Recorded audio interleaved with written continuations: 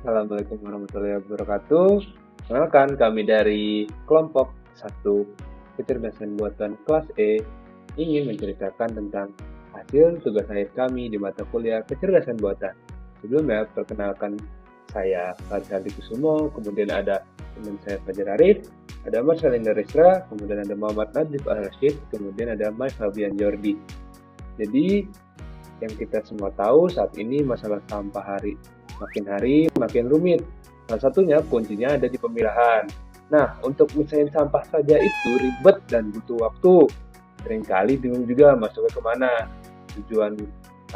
Tujuan tugas kami ini yang pertama membuat model AI yang bisa mengenali jenis sampah dari gambar.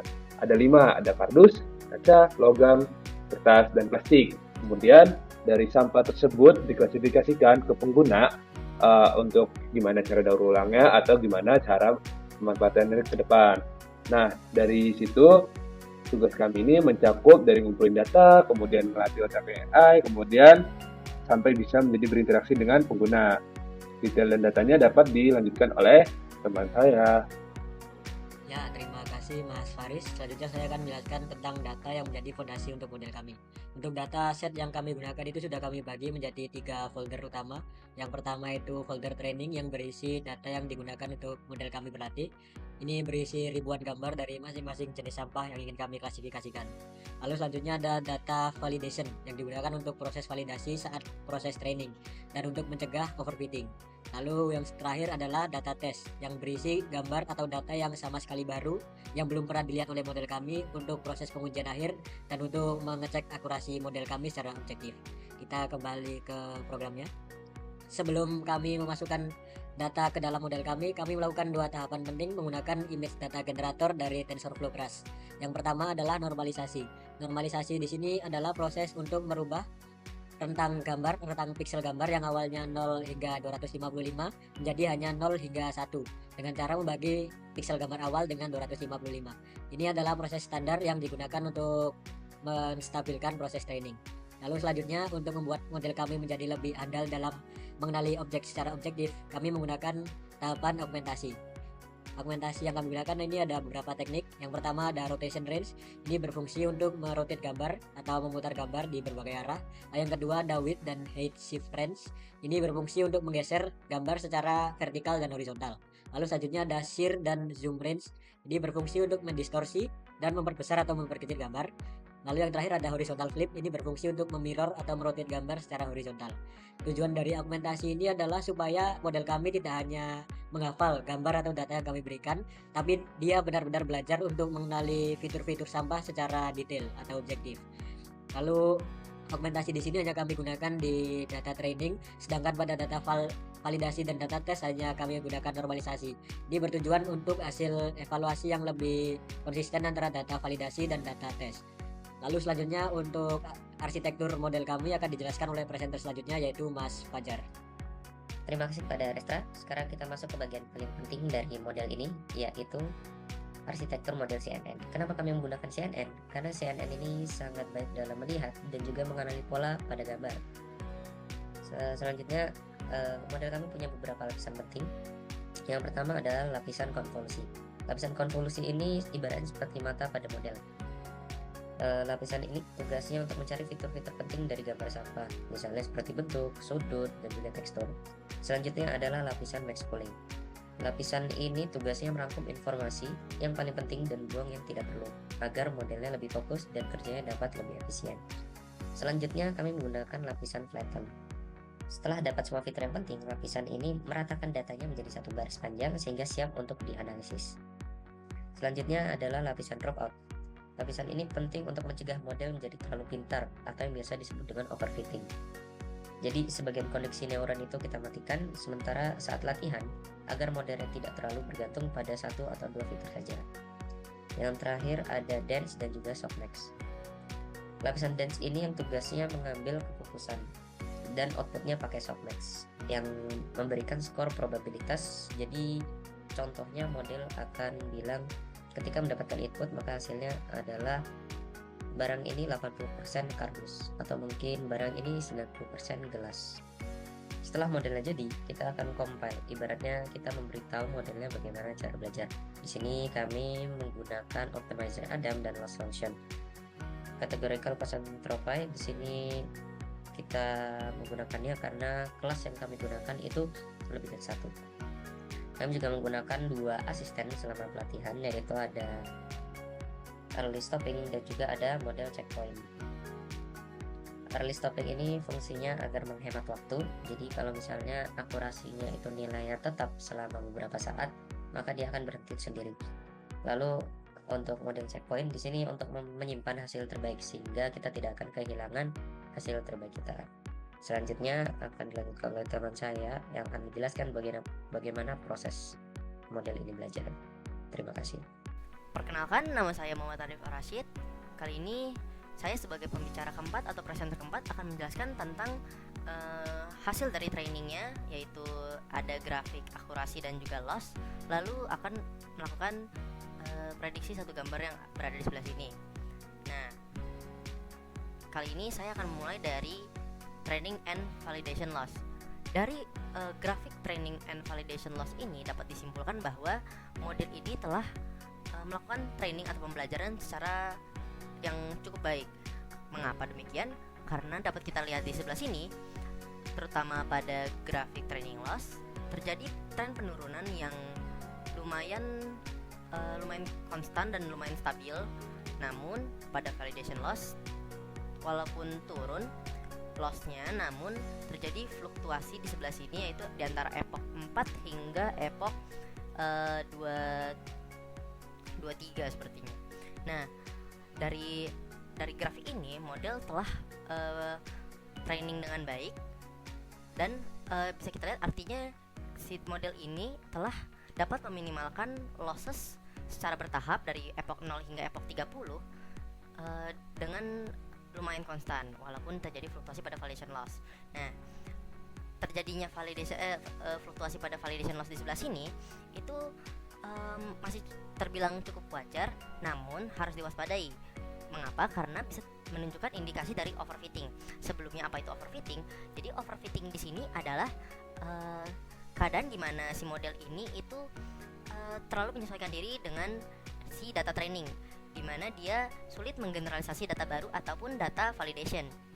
Nah, kenapa sih overfitting ini bisa terjadi? Karena biasanya terjadi karena mungkin data yang terlalu kompleks atau data yang terlalu sedikit atau bahkan pembelajarannya yang terlalu lama, trainingnya terlalu lama.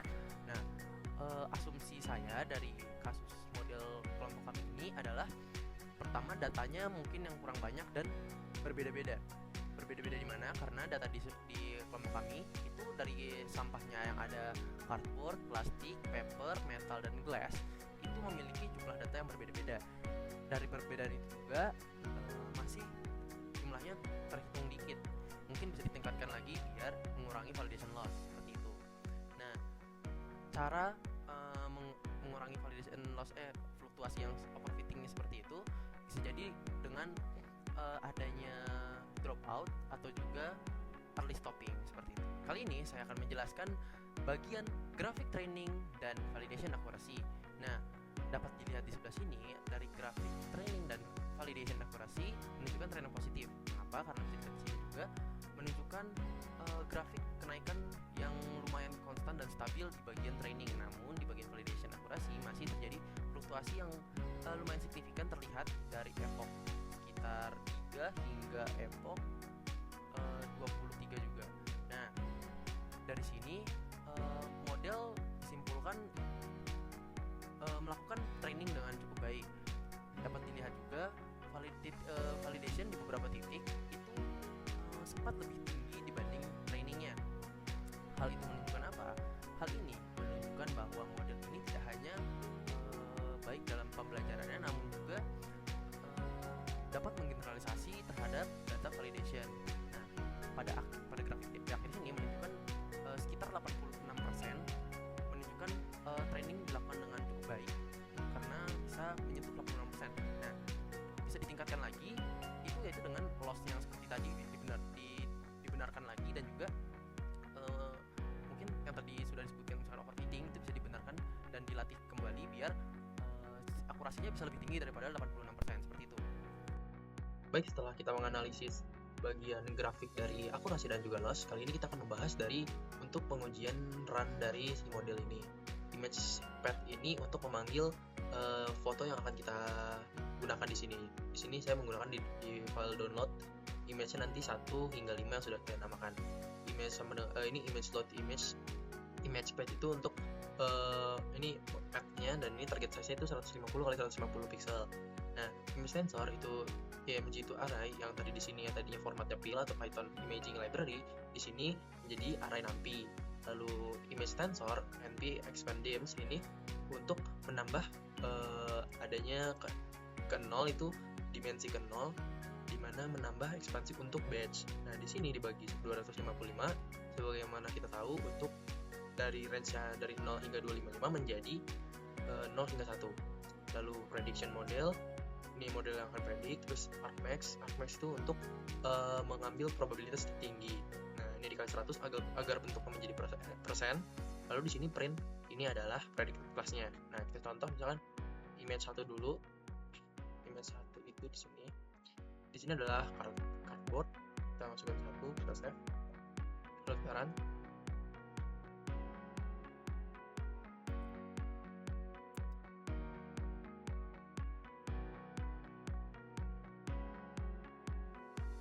Nah, ini kita mendapatkan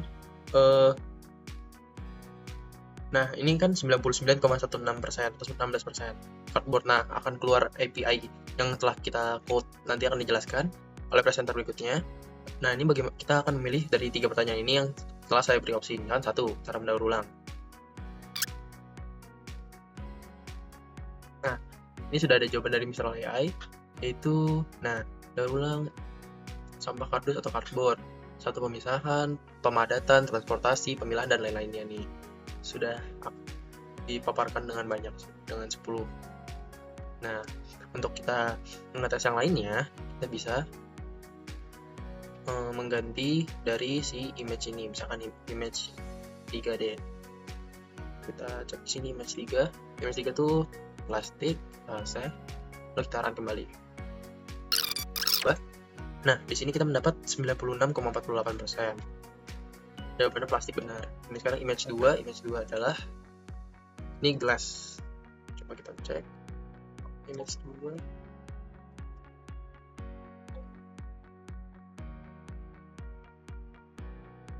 Nah, 96,06%. Kita cek yang image 4. 4 itu ini paper. Kita save. Nah, ini paper 83,56%.